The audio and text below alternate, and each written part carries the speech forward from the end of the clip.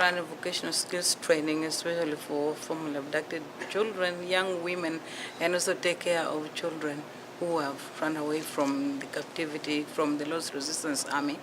And we take care of both mother and baby, and we try to give them a future and hope through the skills education we're giving them, and at the same time we give them a moment and a chance of getting rehabilitation through counseling services. The young mothers who we have there, most of them were abducted by the Lord's Resistance Army rebels and taken to captivity, and most of them were used as sex slaves, and some of them who managed to escape and come back to us, of course, find that have got two children, three children at a very tender age, and are not accepted by the society.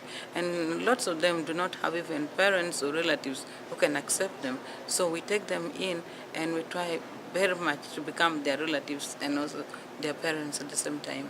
About 8 years ago, a friend and I went to Africa. We went to South Africa, but we also went to Uganda.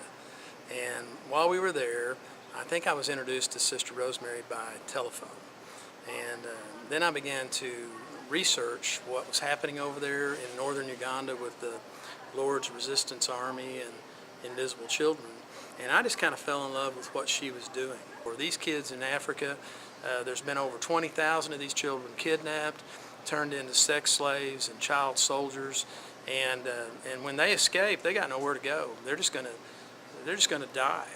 And Sister Rosemary takes them in, and she spends about $400 a year supporting a young lady and her baby.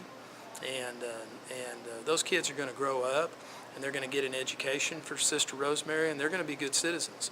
And if we don't support her, who knows what's going to happen to these beautiful kids.